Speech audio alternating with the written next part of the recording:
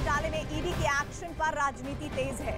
तो इस राजनीति के मद्देनजर किस तरह से आरोप प्रत्यारोप का दौर चल रहा है वो भी हम आप तक पहुंचाएं, लेकिन उससे पहले एक बड़ी खबर तो ये है कि 4 अगस्त तक अब ईडी के शिकंजे में रहेंगे संजय राउत। वो संजय राउत जो कह रहे हैं कि ईडी और दूसरी जो जांच एजेंसियां हैं उनका दुरुपयोग किया जा रहा है। देखिए, उससे पहले की तस्वीरें सामने आई, क्योंकि लगातार शिवसेना, संजय राउत, उद्धव ठाकरे ये समझ रहे थे कि अब जिस तरह की स्थितियां बन रही है कभी भी ऐसा हो सकता है कि उनकी गिरफ्तारी हो जाए। और ऐसे में अब देखिए, जब उनकी पेशी हुई पीएमएल कोर्ट में तो उनको जब बाहर लाया गया तो ये जानकारी मिली कि 4 अगस्त तक अब वो ईडी की कस्टडी में रहने वाले हैं।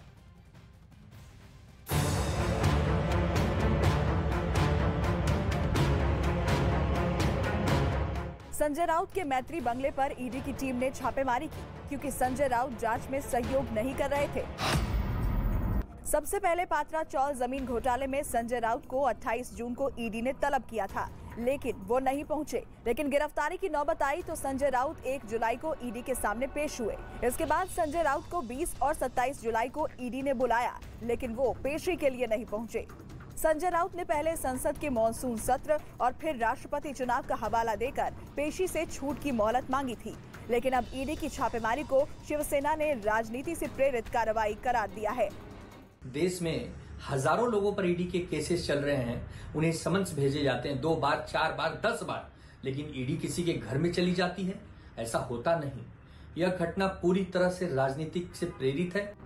जबकि बीजेपी का कहना है कि अगर संजय राउत ने कुछ गलत नहीं किया तो डर कैसा? डर किस बात का?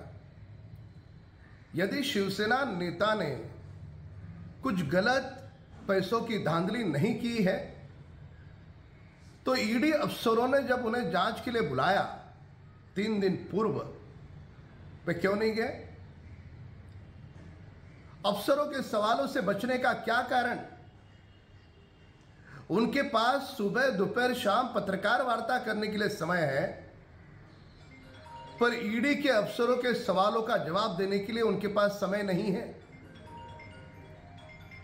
क्या देश इस बात की सच्चाई नहीं जानता? यह बदला हुआ भारत है। ईडी के सूत्रों के मुताबिक तलाशी के दौरान संजय राउत के घर से कई अहम दस्तावेज बरामद किए गए हैं, जिससे 1034 करोड़ के घोटाले से जुड़े कई बड़े राज पर्दाफाश हो सकते हैं।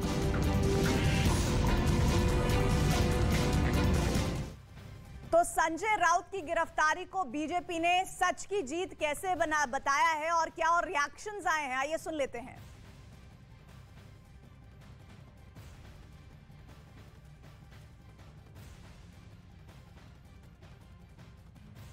तरीके से विपक्ष को टारगेट किया जा रहा है, पॉलिटिकल वेपन बन चुका है। मेरे ही पार्लियामेंट्री क्वेश्चन में दिखाया गया है कि एक पूरे 2014 से लेकर 2014 के कंपैरिजन में 8 साल में 27 गुना बढ़ोतरी हुई है ईडी समन्स में और ईडी नोटिसेस में, और कन्विक्शन रेट क्या है 0.5%। उस चीज से स्पष्ट हो जाता है ये लोग कोई फाइनेंशियल ट्रांसपेरेंसी नहीं ला रहे हैं, ये भारतीय जनता पार्टी के पॉलिटिकल वेपन बन चुके हैं विपक्ष की ओर।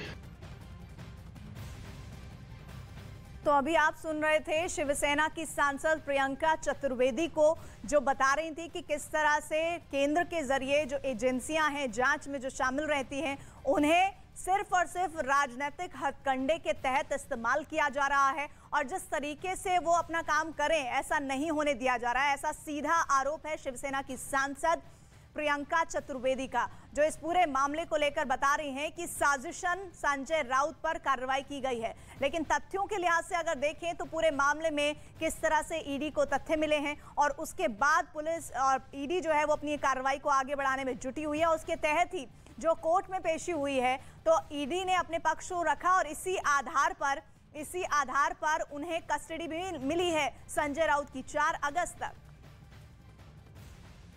किरीट सोमैया ने क्या कहा है, सुनिए। वास्तव में संजय राउत के ऊपर 3 फौजदारी केसेस कार्रवाई शुरू हो चुकी है, आगे और कितने होंगे सब दबा के रखे थे दबाव में। मेधा किरीट सोमैया मानहानि का डिफेमेशन केस में संजय राउत गिरफ्तार हो चुके हैं।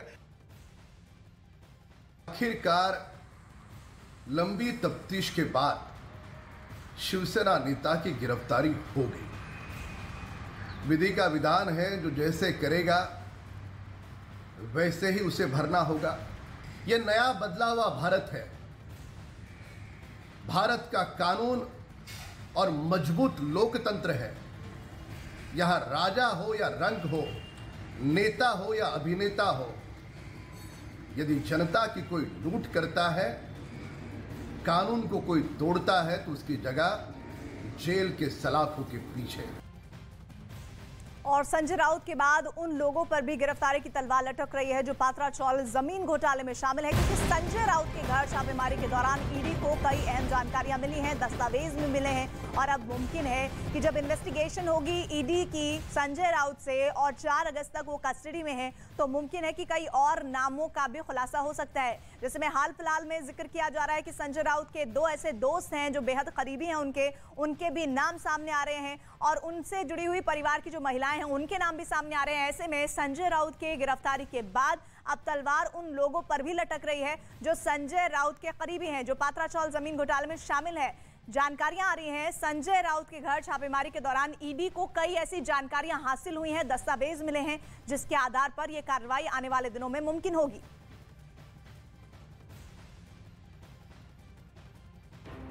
महाराष्ट्र में कैसे 1034 करोड़ का घोटाला हुआ और उसमें संजय राउत का नाम सामने आया, इसे समझना भी जरूरी है। साल 2007 में Maharashtra housing and area development authority यानी माडा की तरफ से गुरु आशीष कंस्ट्रक्शन कंपनी को पात्रा चौल को पुनर्विकसित करने का काम मिला। इसके तहत मुंबई के गोरेगांव में 47 एकड़ में पात्रा चौल में 672 किराएदारों के घरों को विकसित करना था। आरोप है कि गुरु आशीष कंस्ट्रक्शन कंपनी ने माडा को गुमराह किया और जमीन 9 बिल्डरों को करीब 901 करोड़ 79 लाख रुपए में बेच दी।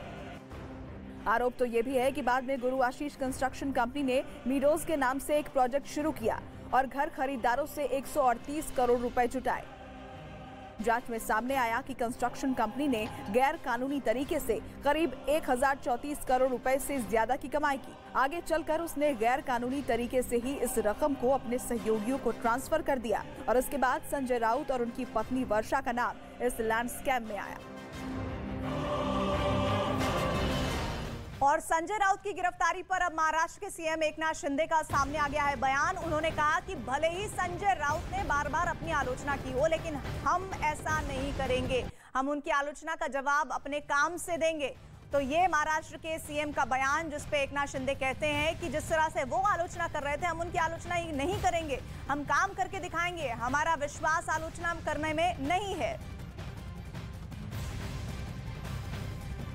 मला पण जेलमध्ये घालायचा विचार केला होता, आमची देखील खूप बदनामी केली, ठीक आहे, पण आम्ही ते विसरून गेलो। आम्ही या सर्वांना मी आज अगोदरच सांगितलं की आम्ही कुठल्याही पातळीवर, खालच्या पातळीवर समोरच्याने आरोप केले मग आम्ही करणार नाही, आम्ही त्यांना कामातून उत्तर देऊ।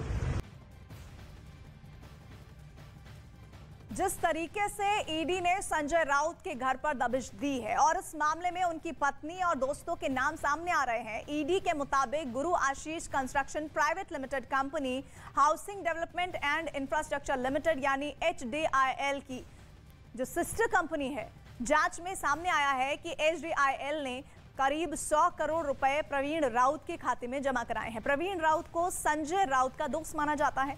आरोप है कि साल 2010 में प्रवीण राउत की पत्नी माधुरी ने संजय राउत की पत्नी वर्षा राउत के खाते में 83 लाख रुपए ट्रांसफर किए थे और इस पैसे से वर्षा राउत ने दादर में एक फ्लैट खरीदा था। ईडी की जांच शुरू हुई तो वर्षा राउत ने 55 लाख रुपए वापस माधुरी के खाते में जमा कराए, ये भी जानकारियां सामने आई। इधर संजय राउत की मुश्किलें कम होने का नाम नहीं ले रही हैं। मुंबई के वकोला पुलिस स्टेशन में राउत के खिलाफ एक FIR दर्ज की गई है। पात्रा चौल मामले में ये जुड़ी हुई जानकारी, जिसमें एक महिला ने राउत पर धमकी देने का आरोप लगाया है।